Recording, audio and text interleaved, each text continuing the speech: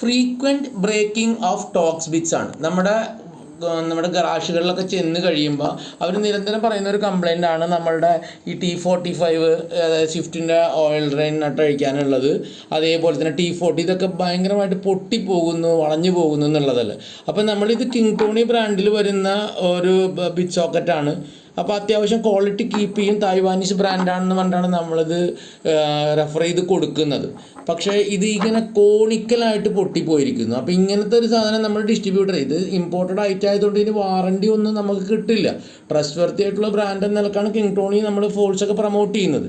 പക്ഷേ ഇതിങ്ങനെ പൊട്ടിപ്പോകുന്നു എന്നുള്ളത് ഓക്കെ, കാരണം ഹാർഡൻഡ് മെറ്റീരിയലാണ് അത്. അതുകൊണ്ട് ഓവർലോഡ് അതിൻ്റെ വിത്ത് സ്റ്റാൻഡിങ് ടോർക്ക് ഓവർകം ചെയ്ത് കഴിഞ്ഞാൽ അത് ഒടിഞ്ഞു പോകും. പക്ഷേ ഇങ്ങനെ ഈ കോണിക്കലായിട്ട് ഒടിഞ്ഞു പോയി കഴിയുമ്പോഴത്തേക്ക് നമ്മുടെ ഡിസ്ട്രിബ്യൂട്ടേഴ്സ് നമുക്ക് പറയുന്നത് ഇത് പിടിച്ചപ്പോൾ ചരിഞ്ഞതുകൊണ്ടാണ് ഒടിയുന്നതെന്നൊക്കെ അവർ പല തൊടുന്യായങ്ങൾ പറഞ്ഞിട്ട് നമ്മളിത് അവോയ്ഡ് ചെയ്യും.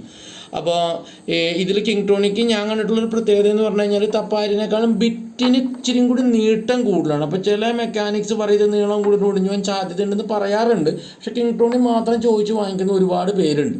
ഇപ്പോൾ തപാരിയുടെ കാണുന്നതിന് അത്രയും ഹൈറ്റ് വരുന്നില്ല, കിങ്ടോണിൽ കണ്ടില്ലേ കുറച്ചും കൂടി നീട്ടം കൂടുതലായിരിക്കും. ഇതാണ് പ്രത്യേകത. അപ്പം നമ്മൾ കിങ്ടോണിയും ഫോൾസും തപാരിയാണ് വർക്ക്ഷോപ്പുകളിലേക്ക് കൊടുക്കാറുള്ളത്. ഇപ്പോൾ ഇങ്ങനത്തെ ഒരു ബ്രേക്കിംഗ് വരുമ്പോഴത്തേക്ക് നമ്മൾക്കും ഒരുപാട് നഷ്ടങ്ങൾ വരുന്നുണ്ട്, പിന്നെ കസ്റ്റമർക്കും ഒരു ഇറിറ്റേഷൻ വരുന്നുണ്ട്.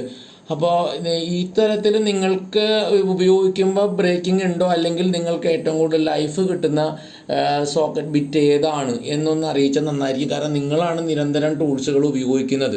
അപ്പോൾ സപ്ലൈ ചെയ്യുന്നവരെക്കാൾ ഉപയോഗിക്കുന്നവർക്കാണ് ഏതിനാണ് കൂടുതൽ ലൈഫ് കിട്ടുന്നതെന്നൊക്കെ അറിയാൻ പറ്റുന്നത്. അപ്പോൾ നിങ്ങളുടെ ആ ഏത് ബ്രാൻഡാണ്, ഇപ്പം നമ്മൾക്ക് അവൈലബിൾ ആയിട്ട് നമ്മുടെ ലോക്കൽ ബ്രാൻഡുകളായിട്ട് ബോമുണ്ട്, തപ്പാരി ഉണ്ട്, ഈസ്റ്റ്മാൻ ഒക്കെ അങ്ങനെ വരുന്നുണ്ട്.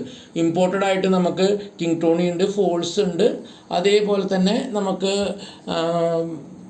ടോപ്പ് ടൂൾ ഉണ്ട്. പിന്നെ അത് കൂടാതെ ബ്ലൂ പോയിൻ്റ്, അങ്ങനെ ഒരുപാട് ബ്രാൻഡുകൾ വരുന്നുണ്ട്. പലതിനും വില ഭയങ്കര കൂടുതലാണ്.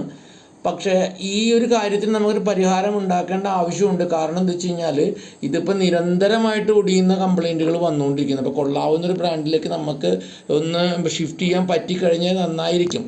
ഒരു കൺസ്യൂമബിൾ ടൂള് പോലെ ആയി മാറിയിരിക്കുന്നു ഇപ്പോൾ ഈ ടോക്സ് ബിറ്റുകൾ എന്നാണ് നമുക്കിപ്പോൾ മനസ്സിലാകുന്നത്.